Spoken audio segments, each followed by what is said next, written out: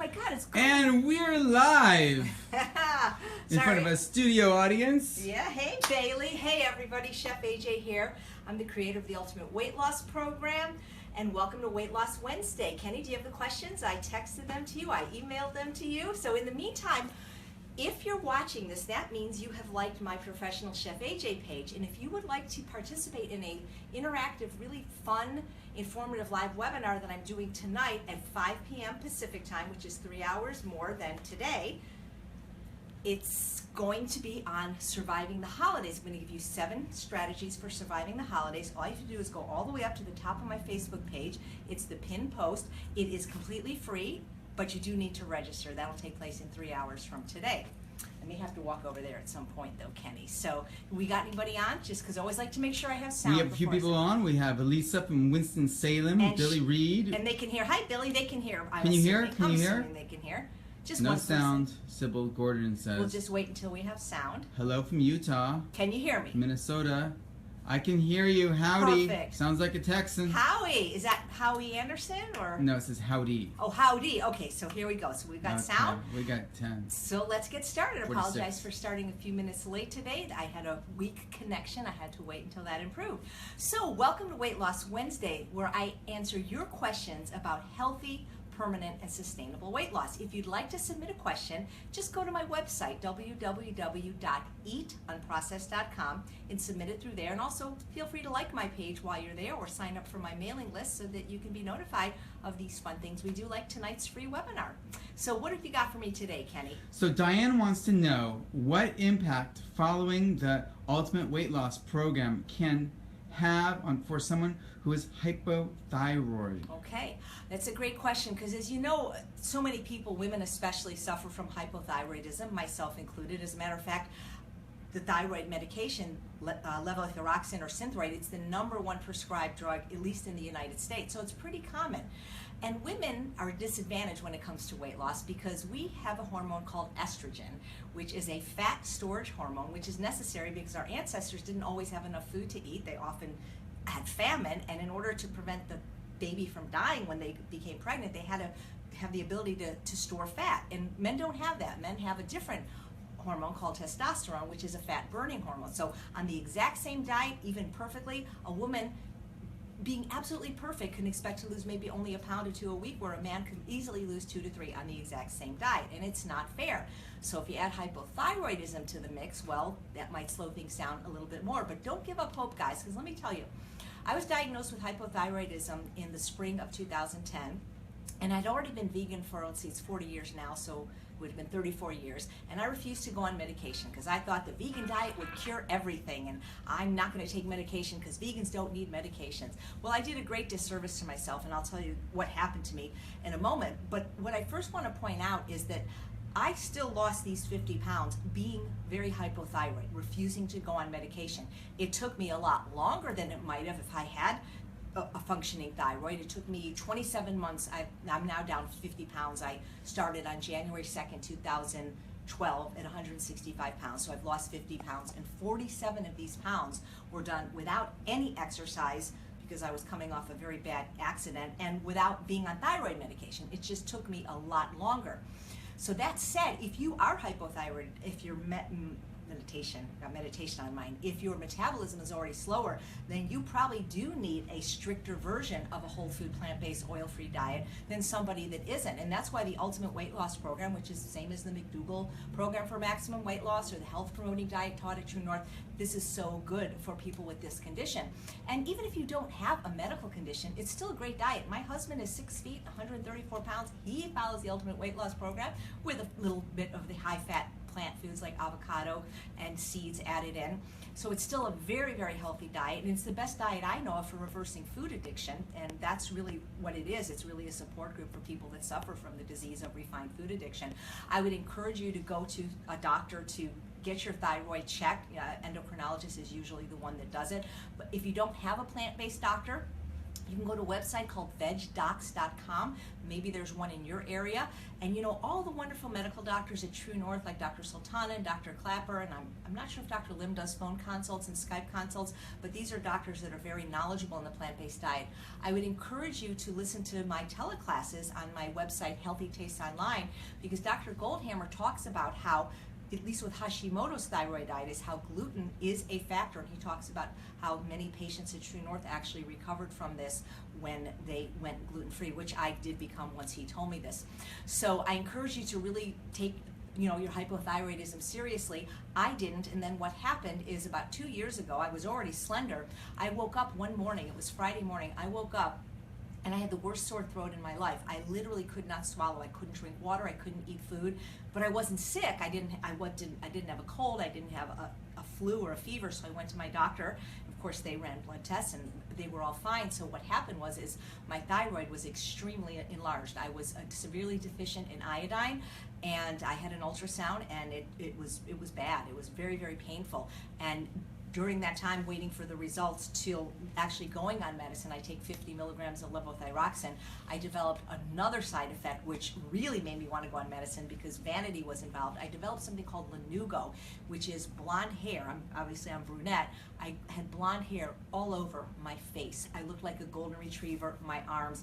I had to get it waxed because they can't do electrolysis on those big areas or laser. It was horrible. So for vanity, I finally did agree to go on thyroid medication.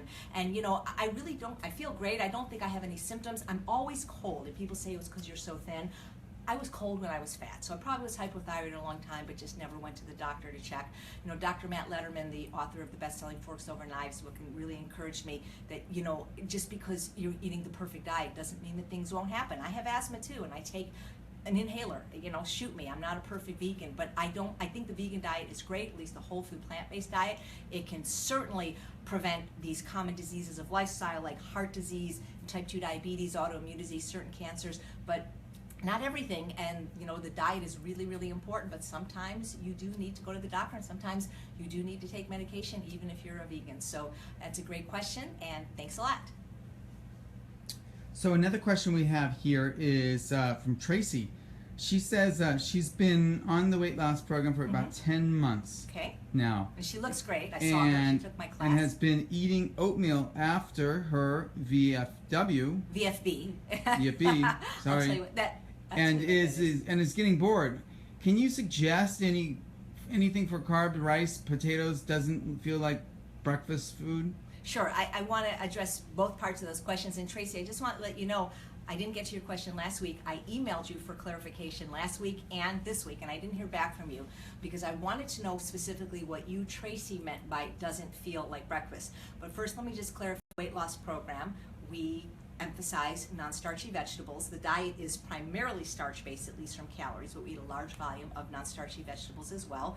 And because almost everybody that comes to the program is a food addict, refined food addict, sugar, flour, and alcohol, we like to start our day with vegetables because they fight the cravings for all the unhealthy crap, and they're just magical in that way. And so we don't just have you eat vegetables for breakfast, we just have you eat them first so you get enough in, and then we go on to our more satiating starches. And so Tracy says she's been eating oatmeal for 10 months and is bored. So first thing I want to address is the boredom. And I don't know if you guys saw the Facebook Live I did at 7:30 last night. It's in the video page of my Facebook page. They're all archived. You can watch it anytime. You can share them with your friends or on your Facebook page. And I interviewed Andrew Spudfit Taylor. And he's the guy that's lost 110 pounds since January eating nothing but potatoes. He's from Australia, he's awesome, and he spoke at the Fresh Potato Factory. And that was a question that came in through the feed saying, well, don't you get bored? And he said, no, because I'm not looking for food for my excitement. So if you're not looking for food for stimulation and excitement to meet other needs like loneliness and sadness and, to help cope with anxiety or depression or stress, then you won't get bored. The truth is when you're truly hungry, any food will satisfy hunger. But when you need specific foods, that's food addiction, that's cravings, it's completely different. When you say it doesn't feel like breakfast, I would have to know what feels like breakfast to you. What did you eat before? 67% of Americans eat boxed cereal. Like, I don't mean like oatmeal, healthy cereal, like cereal, like sugary, floury, cereal. That's what most Americans eat, those that actually do eat breakfast. And so if you say it doesn't feel breakfasty because it's not sweet, like a cup of coffee with sugar and cream and a donut, well then you're right, then nothing savory will. But I've got to tell you, if you're overweight, especially if you're struggling with sugar addiction and food addiction, the worst thing you can do is start your day with sweet. Whatever, even fruit. I mean, not that you shouldn't eat fruit, but eating it first, just eating a huge thing of fruit can even set people off because it activates that sweet taste too early, and then you're craving sweet all day. So we recommend in the Ultimate Weight Loss Program that you start your day in a savory way. So if you're eating oatmeal, don't eat it with dates or maple syrup or fruit. Eat it savory oats, like with nutritional yeast and kale and shiitake. Video mushroom. stop for just a moment, so we have to come back a minute. When you're doing the Ultimate Weight Loss Program, what do you say? Okay, so I forget where I was. I'm sorry. So we're live now. We're rolling. So I don't know at what point you lost me. So I'm sorry. You have to. Yeah. What happened? It just said video stopped. But were you touching it? Did you accidentally touch it? I've been struggling since. Yeah, I don't know. I don't know where I was. Is there somebody watching that could tell me where I was? It is still going. It's going. It's going now. It's still going. All right, that's They're good. looking. Sorry. So, okay, sorry guys. I don't know at what point we lost video. So I'll just say that starting your day in a savory way is the best thing I can recommend to you. But Tracy, so what carb can you have other than oats? There's so many. You know, I love when Dr. Carrie Saunders talks about how there's 18,000 different kinds of legumes alone. So you could have any kind of bean or split pea or lentil. You could have any kind of whole gluten-free grain. It doesn't have to be oats. It could be, and first of all, even with oats, there's a whole range of oats. I don't know if you're having rolled oats or steel-cut oats. Oat groats are phenomenal. They taste like more like rice. You could have quinoa. You could have teff, millet, amaranth. How about German muesli? Sure, I mean, as long as you're not putting the gluten in and all the sugar that in the dairy that sometimes, or yogurt, which is in muesli. So my favorite starch is potatoes, specifically sweet potatoes. And so after I eat my VFB, vegetables for breakfast, I usually eat a pound or two of roasted either Japanese sweet potatoes or Hawaiian sweet potatoes, because those fill me up without filling me out, and they're sweet and they're delicious. And that's what I eat, but it really depends. On some of the other videos, I showed you how to make the potato waffles. That's great for your second breakfast with applesauce and onion or ketchup and mustard or salsa. So it's really whatever you like. But if you're bored, it's because you're bored, not because you're bored with food. It's because you're looking for food to alleviate some need that isn't hunger. Did you want to say what VFB was? Yeah, it's vegetables for breakfast. It's is it called an acronym? It's just like Vegetables NFL, for National breakfast. Football League. So it's vegetables for breakfast. Yeah. Yes. Fantastic. So don't look for food for your excitement. Look for your life for your excitement, and you look for food as your fuel. But Stacy says potato waffles are the best. They are. I agree. There is nothing better. And if you get yourself a good like Krupp's Belgian waffle with the thick holes, it always works. A lot of people say, well, they stick. Well, not if you get the right waffle iron, guys. It really works. Yeah. And I show you on one of the videos that's archived on this page how to make them. So we're going to ask another question from Diana, and then we'll Okay. go back. I think there's one other question we can ask. Sure. If you guys have questions, type them in. If we can get to them today, we'd be happy to. Diane wonders if you ever allow yourself any healthy treats such as dried fruit, butter, or not butter. Butter. Avocado, but you've reached, something you've reached. Nut when butter, probably. Nut yeah. butter, yeah, Yeah. that's it. That you do. What would you do? Yeah, and what did you also want to know about fruit? How much fruit do I eat? How much fruit do you? Yeah. Or do I eat fruit? I'm going to answer the second part of the question first. And yes, of course I eat fruit. I love fruit. But I tend to focus more on the lower glycemic, less sweet fruits, or even the savory fruits. Many people don't realize, but cucumber, zucchini, bell pepper, eggplant, okra, tomato, these are actually fruits. Botanically, they're fruits. They're lowest in calorie density. They're about 67 calories per pound. And I eat those every day, either steamed or I make my oven roasted ratatouille. So I do eat a lot of savory fruits, and I eat them every day. When I eat fruit that is, I think what you're referring to, and I don't eat avocados anymore, that is a very fatty fruit. Those are about 750 calories a pound. But the problem is even though I may be slender now, in my brain I'm still a food addict, albeit in recovery. And fruit is so sweet that I have a problem moderating my use of it. And it's not to say that I'll never eat a banana, especially when I travel. That might be the best choice. But when that banana is at its perfect peak of ripeness with the brown spots, I can't just eat one banana. I'll eat 5, and that's just way too much sugar for me. It's just not good. I don't eat dried fruit anymore, that's for sure. And yes, I do make the banana ice cream, the frozen fruit sorbets occasionally. But the problem is with fruit for me, as a food addict in recovery, is that I can eat it in the absence of hunger, and that's not good. Even though it may not affect my weight, I don't like that. So Diane, for example, we had the graduation for the Ultimate Weight Loss Program a few weeks ago, and we had the most delicious dinner. We had this potato strata dish that Melanie made that was just, as she says, off the chain. And everyone was stuffed with a huge salad. I mean, we were full. But it was a graduation, so we had ice cream with the champion juicer. We had a bunch of champion juicers running and people putting in mango and bananas and cherries, and I couldn't resist it. I mean, I was completely stuffed. Now, as full as I was, if you had offered me a vegetable or another potato, as much as I love potatoes or rice and beans, I wouldn't have eaten it. And so that's the problem with me and fruit. I think fruit is super healthy, and compared to eating sugar or flour, it's great. But so it's not that I consciously moderate my use of it, it's just that I gravitate more towards the savory fruits. I use fruit more as a treat, more as a dessert, or to make my food more delicious. So for example, a lot of people say, oh, I can't stand steamed kale, so don't eat it plain. Put in some pineapple, unsweetened pineapple and kale, that Susie Gerlach's recipe, it's off the chain. I will often take an Asian pear or an apple and put it in my chopped salad that I showed you how to make in my webinar, What I Eat for the Day, with the 7 Secrets of Superior Salad Satisfaction. So yeah, I do eat fruit, I don't avoid it. The other thing is see, when I travel, especially internationally, I have a hard time getting enough calories from starch. And so that's when I really go crazy with the fruit, because I need the calories. And so it's like a treat, because I'll eat as much fruit as I can, because I can't find, starch without oil and salt. I can't find my sweet potatoes. Sometimes I can't find potatoes. Usually if I find rice, it's white rice, which is okay, and I'll eat it. So yeah, I don't avoid fruit, but I concentrate on the savory fruits, the lower glycemic fruits, and using fruit mostly as a dessert. I don't ever eat it by itself. It's just too sweet, and it will, for me, perpetuate cravings. And also, it's not satiating, and it's delicious, it's healthy, but it's mostly water, so it's not satiating enough. So now the question, do I ever allow myself a treat? Well, it depends how you define treat, because for me, when I roast Brussels sprouts in balsamic vinegar and mustard, that tastes like candy. That's a treat. When I get the Hawaiian sweet potatoes, which taste like cake, or the Japanese, which tastes like ice cream, that to me is a treat now. They're super sweet, super delicious. But I think you mean like a high-fat, hyper-palatable thing, like maybe one of my rich date nut desserts or things like that. So the answer is not really.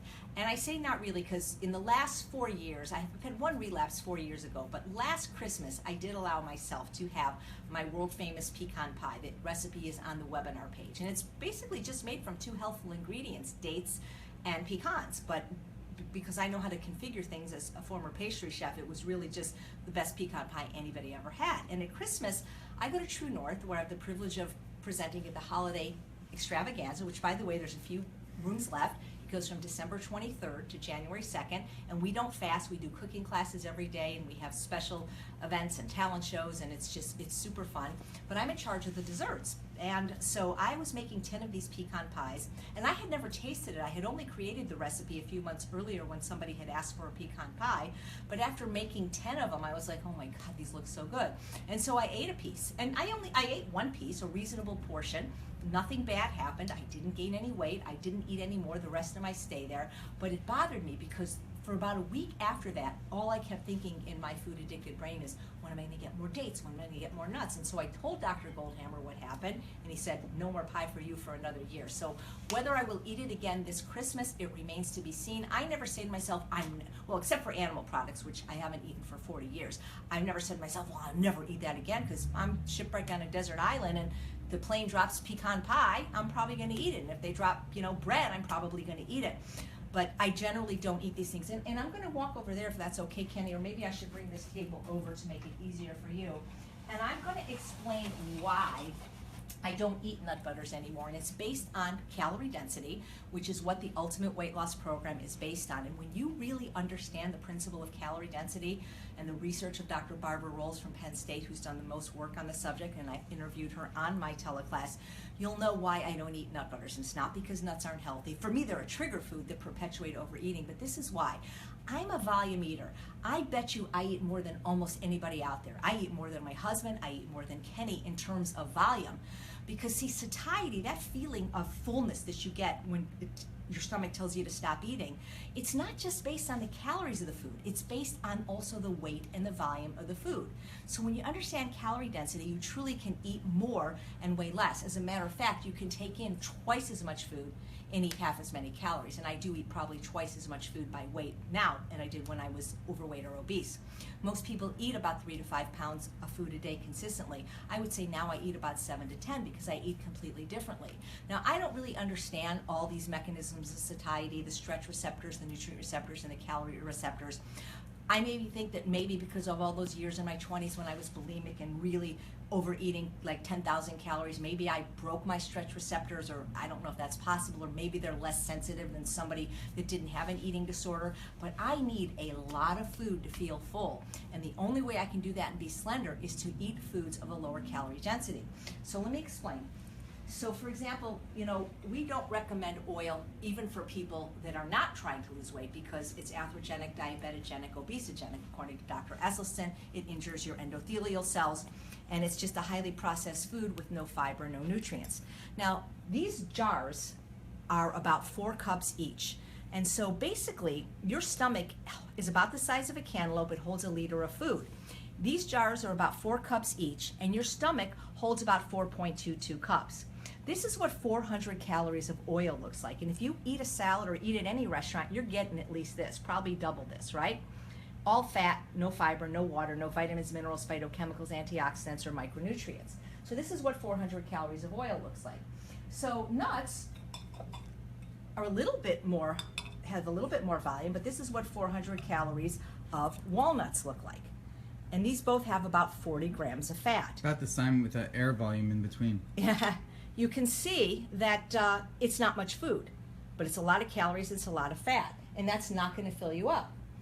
So, on the other hand, cheese, which I don't recommend, this is what 400 calories of cheese looks like.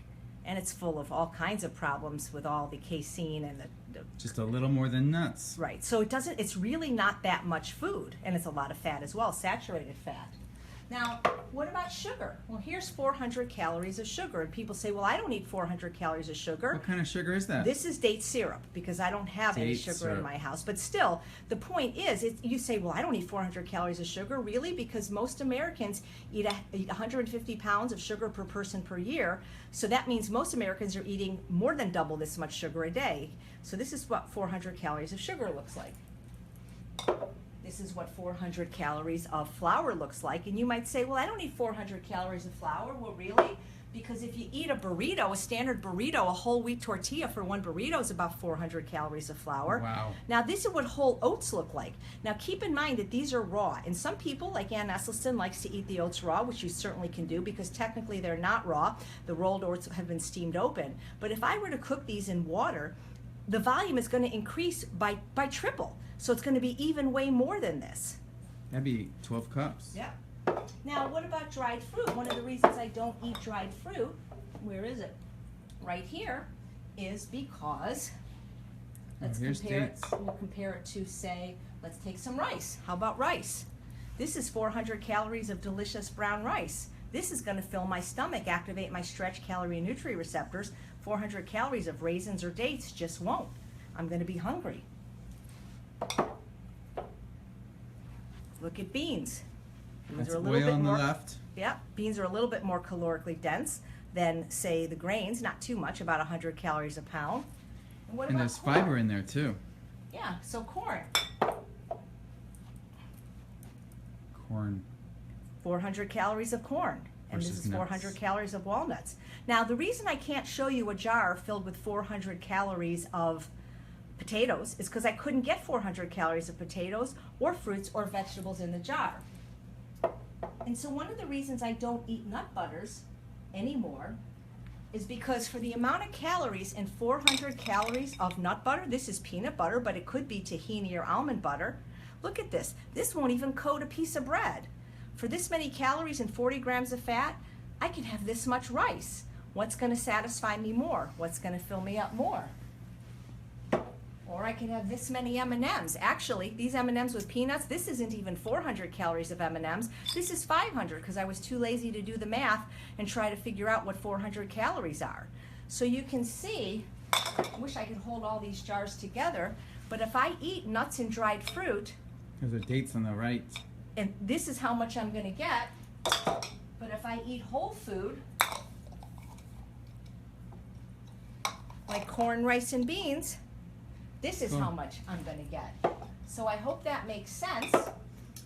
If there's any more questions from the people watching live? Well, someone was asking about bloating, and you can answer that question. Well, we how answered to it last not week, bloat. but you know, here's the thing.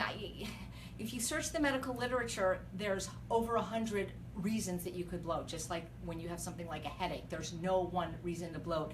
Most people bloat because they're not really chewing their food well enough. We've gotten so used to eating fiberless food like chicken nuggets and Cinnabon and bagels and bread. We're not used to chewing. So when we get whole food that we actually have to chew, like vegetables, that people aren't chewing well enough. Dr. Clapper says you need to chew your food to a cream. So most people are eating in the car, they're eating on the run, they're stressed, they're not eating mindfully. All those things can contribute to bloating, as well as could food allergies, food intolerances. But I would suggest you see your doctor because there's so many reasons for bloat. What you can do is you can go on the McDougall website, drmcdougall.com, do what's called an elimination diet, where you basically just pick one starch, like sweet potatoes, eat it, and then introduce one food at a time, and you may find the culprit. Also, if the bloating is occurring after eating vegetables, vegetables vary in the degree to which they produce gas, so you don't have to eat the cruciferous ones like Brussels sprouts and broccoli and kale. You could eat things like cherry tomatoes, and they probably won't make you bloat. But again, it's so individual, and there's so many reasons. Someone was asking about the food in the jars. There was cooked food, cooked veggies that were in the bowl, in the jars. Everything in the jars was cooked, with the exception of the oats. Was raw. They were raw. And again, the reason I couldn't show you what 400 calories of fruits and vegetables look like is because that would be 4 pounds, and that jar only holds 4 cups. Right. I couldn't even get 400 calories of potatoes in the jar. And then someone asked about selenium. It only comes from Brazil nuts. How do you get it without having Brazil nuts? I am not 100% sure that it only comes from Brazil nuts. My understanding is that that is the best source. So I would defer that to John Pierre. If you're a member of the Ultimate Weight Loss Program, you can ask him that. I will try to find out the answer. But here's the thing. I don't even like the taste of Brazil nuts, but I was encouraged to eat one for selenium, and it just triggered me to end up eating food that I didn't want to eat. And you can always take a supplement. So they do sell selenium supplements. So you don't have to eat nuts. What about the people that are allergic to nuts? Where are they getting their selenium? And there's a lot of people that are. It's one of the top, I think, 2 allergies in the United States. Yeah, so our stomach does hold 4 cups. 4.22. So if we that's haven't even had more. gastric bypass, yeah. Okay.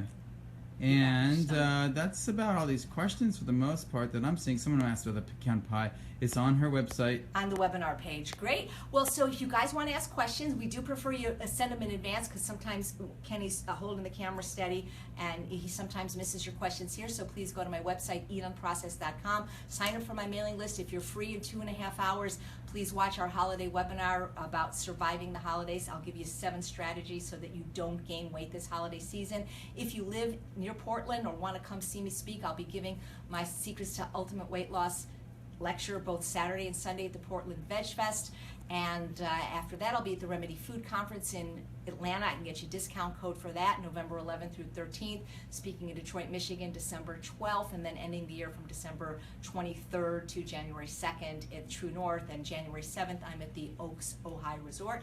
I think that's about it. The rest of my classes this year are sold out. We won't be doing another live Ultimate Weight Loss program until January, but you can always join us online, because I really believe that you can have the health and the body you deserve, and I can help you do that. So please consider joining the Ultimate Weight Loss program, and I hope to see you guys on the webinar tonight, and please send me your questions. So thank you so much, Kenny, for doing this for me. And by the way, it was great to see everyone at the Healthy Living Expo Oh my gosh, this weekend. this weekend we were at the Healthy Lifestyle Expo, produced by Jeff and Sabrina Nelson. Had one of the greatest honors of my career. They asked me to be on the expert panel, and I said, first of all, I'm the only female, I'm not a doctor, and I was with Dr. Barnard, Dr.